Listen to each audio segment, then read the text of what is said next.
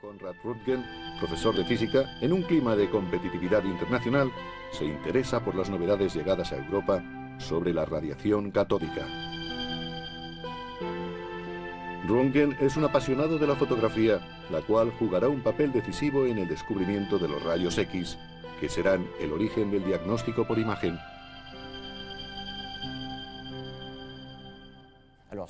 Röntgen haría un descubrimiento que resultaría determinante.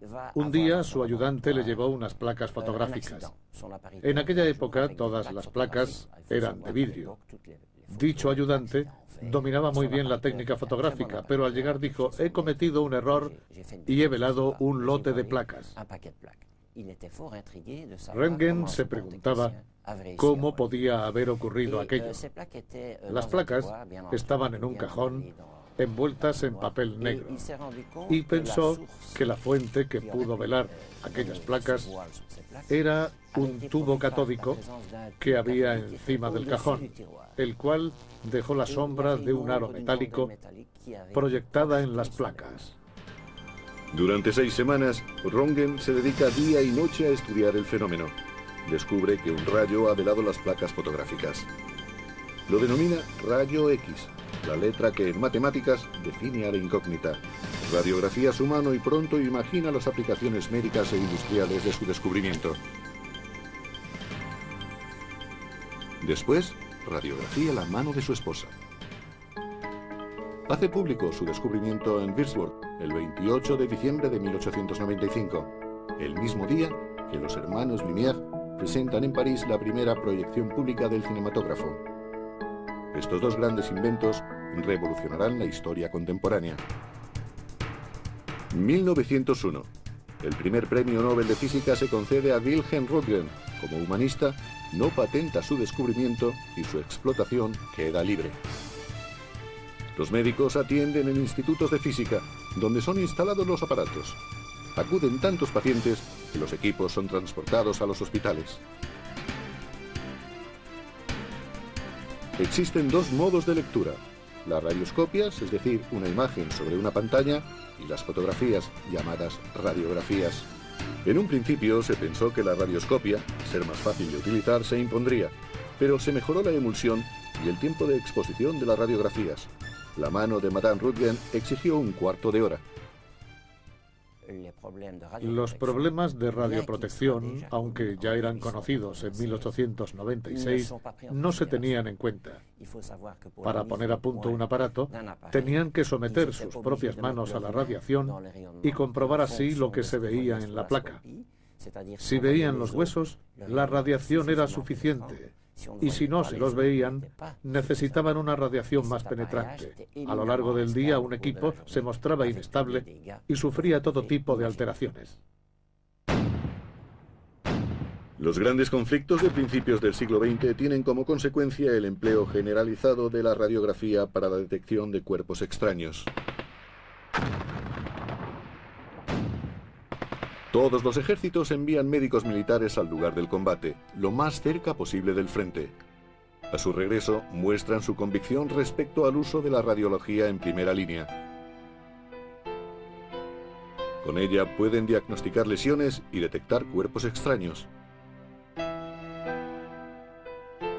Durante la guerra del 14, Marie Curie se convirtió en una figura emblemática. La doble premio Nobel diseña las camionetas radiológicas que transportan los equipos hasta el frente. Madame Curie y su hija contribuyeron a la historia del diagnóstico por imagen con las ambulancias radiológicas. La leyenda de las pequeñas Curie había nacido. Cientos de ellas son utilizadas por el ejército francés. La radiología móvil demuestra su utilidad. La Primera Guerra Mundial tendría, al menos, una consecuencia positiva, y es que todos los hospitales contarían con una instalación radiológica. Un industrial norteamericano, George Eastman, observa que los dentistas desde comienzos de siglo utilizan una película de celulosa para radiografiar la dentición de sus pacientes.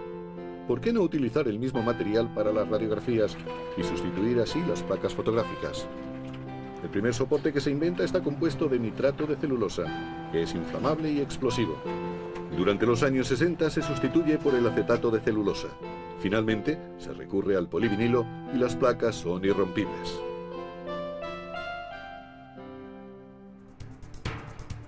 En los años 20, en los primeros congresos de radioprotección, se elabora una reglamentación sobre los riesgos en el empleo de los rayos X.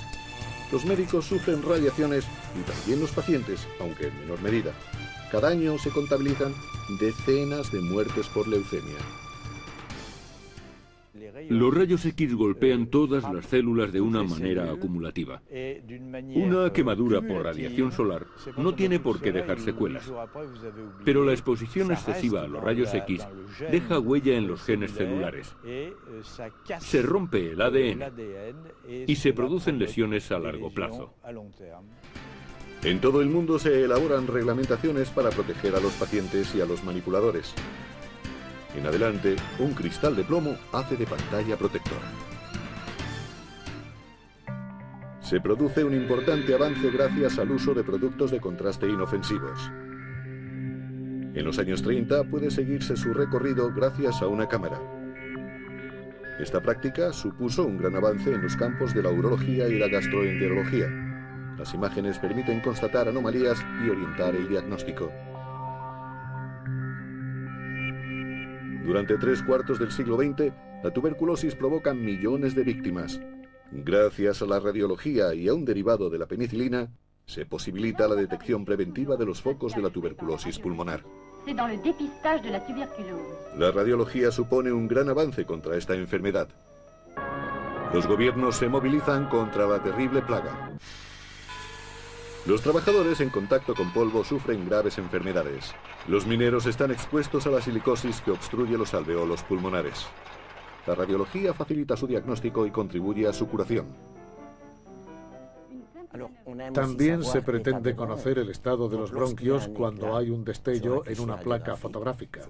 Una placa fotográfica es la proyección de un volumen, el cuerpo de un paciente, sobre una foto en 2 dimensiones. Por tanto, no es fácil saber si el objeto está delante, detrás o en el centro. Actualmente se hacen 2 placas perpendiculares entre sí, una de frente y otra de perfil. Otra posibilidad es girar con el aparato en torno al enfermo. No hay que olvidar que emite mucha radiación. Aquí tenemos un aparato de tomografía convencional, un aparato convencional que proviene de la aplicación de bocage. A medida que te alejas del punto de rotación, del movimiento, se obtiene una imagen difusa. Esa es la tomografía. En este caso en concreto, se difuminan las costillas anteriores y posteriores para analizar el parénquima pulmonar.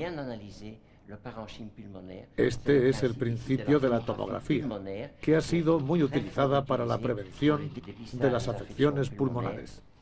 En la Segunda Guerra Mundial, los ejércitos necesitaban equipos muy resistentes, pues debían ser transportados e incluso lanzados en paracaídas.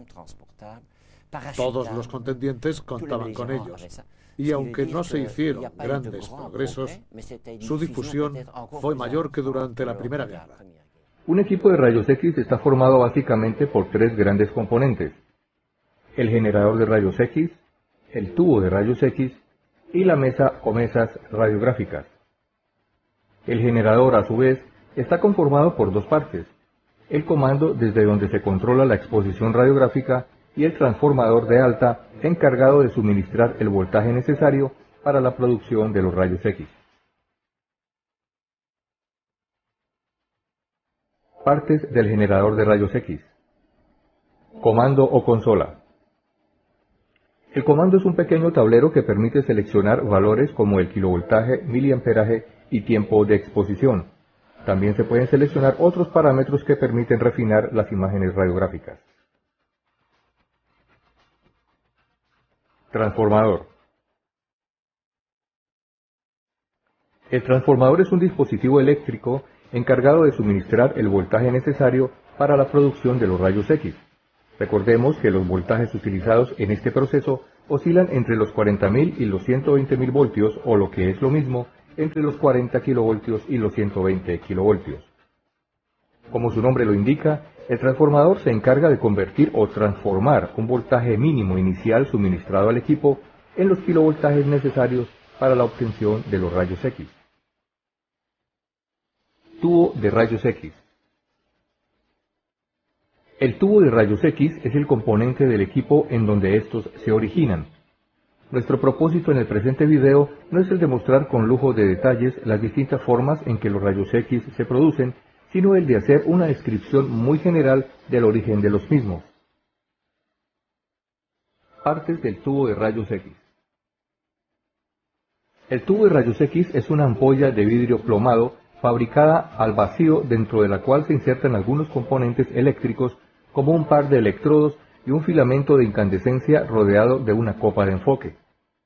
Los rayos X se producen cuando los electrones que salen a gran velocidad desde el cátodo chocan abruptamente contra el ánodo. Este proceso de desaceleración da como resultado un haz de rayos X.